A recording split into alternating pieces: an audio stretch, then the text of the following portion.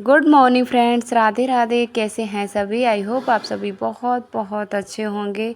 एक और नए वीडियो में आप सभी का बहुत बहुत स्वागत है। सुबह की शुरुआत हो चुकी है और हम उठ चुके हैं। आज ना छत पे ही सोए थे, बहुत ज़्यादा आराम मिला था। और एक मेरे वीडियो पर कमेंट आया था, जो मैंने एक वीडियो बनाया था अभी, जिसमें मैंने लिखा था कि 10 सूट एक दिन में कैसे रेडी करें। तो कितना सच है, सच्चाई है इसमें, कितना झूठ है। तो आज मैं लाइव आपको दिखाऊंगी, आप देखना, पूरा वीडियो फुल वॉच करना। तो अभी ना मैं घूम रही थी, उठकर इतना ज़्यादा अच्छा लग रहा था। सुबह का मौसम इतना ज़्यादा अच्छा था, एकदम इतना मतलब ठंडी ठंडी हवा चल रही थी। और छत पर आज तो बहुत ही ज़्यादा सुकून की नींद आई थी। तो मैं उठी थी, तो मैं उठकर एकदम ना मैंने कहा चलो थोड़ा घूम लेते हैं, छत पे ही घूम लेते हैं। छत तो काफ़ी बड़ी है, क्योंकि जो हमारे मकान मालिक है उनका घर है वो बहुत ज़्यादा बड़ा है। तो अभी देखिए मतलब 4 जगह से छत है, चारों छतों का ज्वाइंट है करीब, आप समझ लो। जितना बड़ा मैंने अपना घर दिखाया था उतनी बड़ी उनकी, मतलब वो जो अंदर का मेरा घर था उतनी बड़ी करीब छत होगी। तो काफ़ी इनका बड़ा घर है और छत भी काफ़ी बड़ी है। तो छत पे, तो चलिए अपने टॉपिक पर आते हैं। टॉपिक यही था, उस वीडियो पे मेरा कमेंट आया था, एक कमेंट आया था कि आपकी वीडियो है वो फेक है और इसमें कुछ भी नहीं है। कोई भी कितना भी कपड़े सिल लेता है, लेकिन एक दिन में 10 सूट कोई नहीं बना पाएगा। तो फिर 10 सूट बनाएगा या नहीं बनाएगा, बन पाते हैं नहीं बन पाते हैं, ये रियल है या सच है या खाली झूठ है, ऐसे ही मतलब बताया जाता है। क्योंकि देखिए झूठ सच और यूट्यूब पे अधिकतर जो थंबनेल बनाए जाते हैं तो वो ऐसे ही बनाए जाते हैं। तो कुछ ना कुछ तो उनमें सच्चाई रहती है, ऐसा नहीं है मैंने उसमें बनाया था कुछ सच्चाई नहीं दिखाई थी आपको, कुछ ना कुछ तो मैंने सच्चाई उसमें दिखाई थी।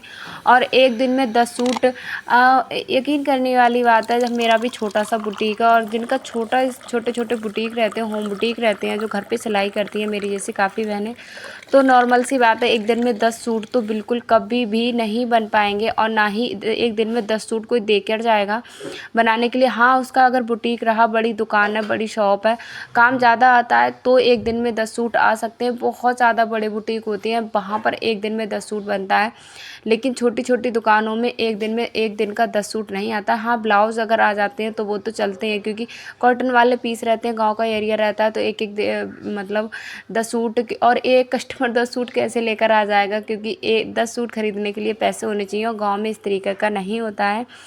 तो फिर क्या होता है, 10 सूट कैसे आएंगे? देखिए, जब हमारे पास कस्टमर ज़्यादा से ज़्यादा आएंगे तभी हम ज़्यादा से ज़्यादा काम कर पाएंगे। ज़्यादा वही है, ज़्यादा मतलब कस्टमर आएंगे, ज़्यादा काम मिलेगा, तभी हमारी ज़्यादा इनकम हो पाएगी। तो ज़्यादा कस्टमर आएंगे तभी हम एक दिन में 10 क्या कितने भी सूट, जितना भी हमारा मतलब काम रहेगा, जितना ज़्यादा काम रहेगा उतना ज़्यादा हम काम करके तैयार कर पाएंगे। जब आपके पास कस्टमर आपके पास ज़्यादा आते ही नहीं हैं, तो आप किस तरीके से ज़्यादा काम कर पाओगे?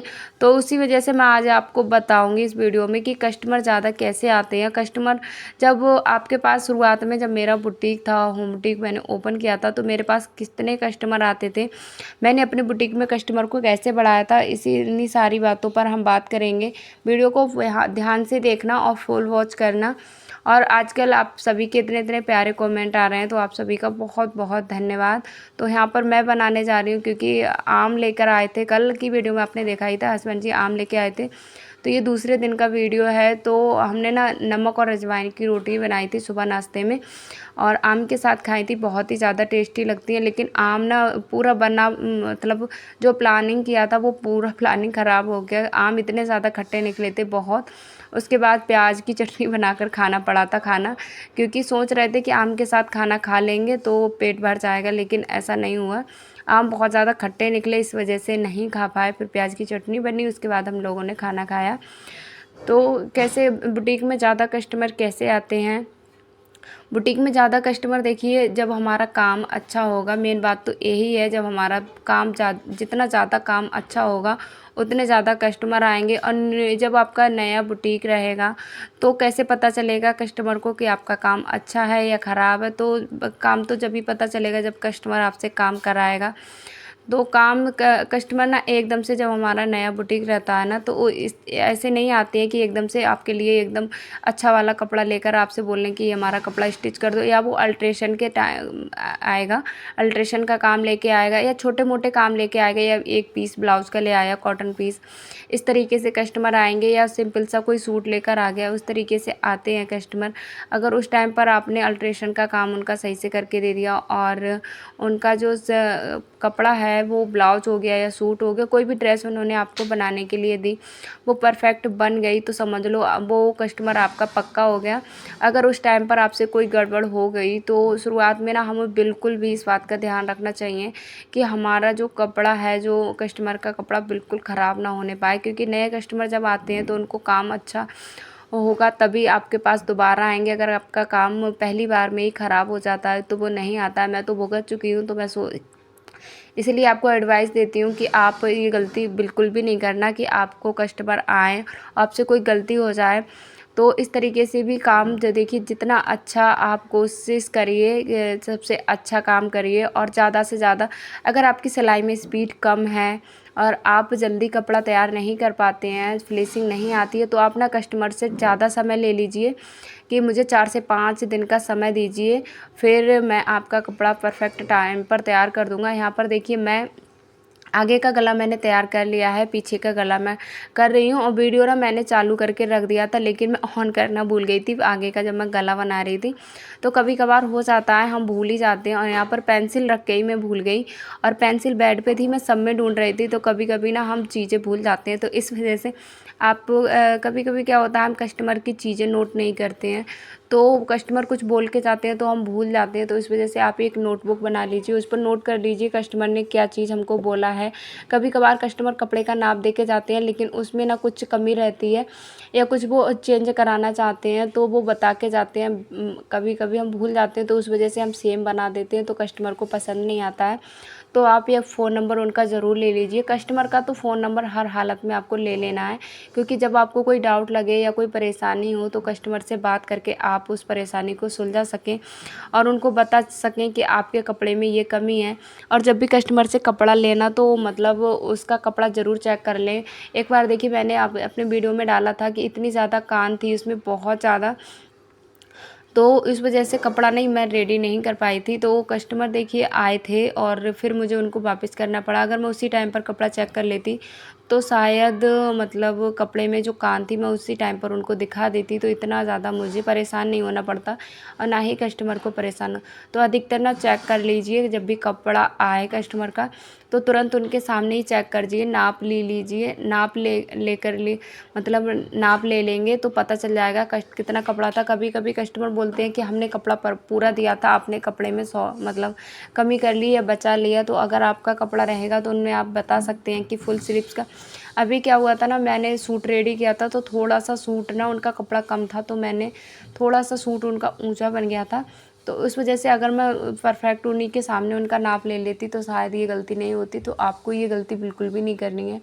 और इस वजह से ना कस्टमर जब आप उनसे अच्छे से सब कुछ करते हैं, काम भी अच्छा करके देते हैं, तो कस्टमर आते हैं, बार बार आते हैं। और दूसरा क्या आपको करना है, और जैसे सिलाई में आपकी फ़िनिशिंग आनी चाहिए।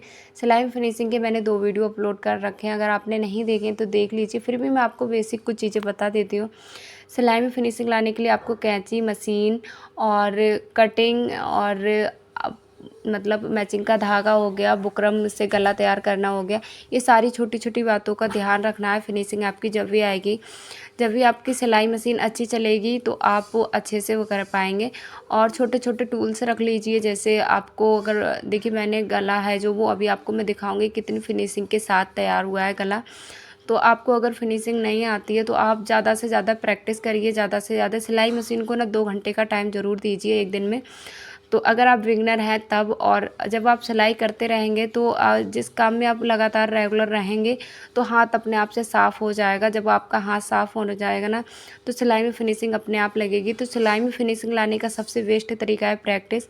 आप प्रयास करिए, हर दिन कुछ ना कुछ तैयार करिए। अगर आपके पास कस्टमर का काम नहीं आता है, तो आप घर के कपड़ों को, कुछ पुराने कपड़ों को, जैसे तकिया कवर हो गया, पर्दा कवर हो गया, बच्चे हैं अगर आपके घर में, उनके कपड़े रेडी करना, और पुरानी साड़ी वगैरह या कॉटन के पीस आप जिस तरीके से तौल के कपड़े हैं मार्केट में आसानी से सस्ते रेट में मिल जाते हैं, तो आप उनको कपड़ों को तैयार कर करके देखिए। इससे आप देखिए नए नए कपड़ा बनाना भी सीखेंगे, फिनिशिंग भी आएगी और काफ़ी सारे जो हैं आपको हर समस्या का हल जो आपको मिलेगा तो वो यहीं से मिलेगा, प्रयास के दौरान ही मिलेगा। तो प्रयास करते रहिए, प्रैक्टिस जितनी ज़्यादा करेंगे उतने ज़्यादा आप अपने काम में माहिर होंगे। तो देखिए कितना अच्छा गोल शेप का बनाया, 5.5 इंच का मैंने गला बनाया है पीछे का और 6 इंच का मैंने गला बनाया है वी शेप में आगे का। तो बहुत ही फिनिशिंग, और मैंने इन गलों को ना बुकरम पे ही तैयार किया है। तो हमेशा आप ना इंची टेप से, और अगर अंदाज़ा बिल्कुल भी नहीं लगाइए, चौक से निशान लगा कर ही अपना काम करिए, तो आपका काम है वो परफेक्ट होगा। तो इस तरीके से अगर आप काम करते हैं तो कस्टमर जब ज़्यादा आएंगे, व्यवहार भी मायने रखता है बहुत ज़्यादा आपके बुटीक में कस्टमर लाने का। तो आपका व्यवहार बहुत अच्छा है तो अब भी आपके कस्टमर हैं वो आपके प्रति आपको छोड़कर नहीं जाते हैं। तो इस तरीके से जब आपके पास बहुत ज़्यादा कस्टमर आएंगे तभी आप एक में 10 क्या 15 भी सूट बना लोगे। लेकिन हमारे छोटे बुटीक में इतने ज़्यादा कस्टमर नहीं आते हैं कि एक दिन में हमको 10 सूट रेडी करने पड़े। लेकिन हाँ, अगर कस्टमर आएंगे तो जब बड़े बड़े बुटीक वाले तैयार कर सकते हैं तो हम भी तैयार कर सकते हैं, इतना मुझे पक्का भरोसा है। लेकिन ये है कि शर्त एक ही है, कटिंग उस दिन नहीं होगी और तुरपाई और फिनिशिंग का काम उस दिन हम नहीं कर पाएंगे कोई भी हालत में। कटिंग एक दिन पहले करके रखनी होगी, तुरपाई का काम 3 दिन। तो एक दिन में तो 10 सूट रेडी नहीं हो पाएंगे। अगर हाँ, तुरपाई करने वाला, कटिंग तो हमने देखिए शाम को करके रख ली, स्टिचिंग हमने पूरे दिन में कर ली और तुरपाई के लिए हमने अब काम बाहर, तुरपाई का काम जो है वो हम बाहर से कराएंगे।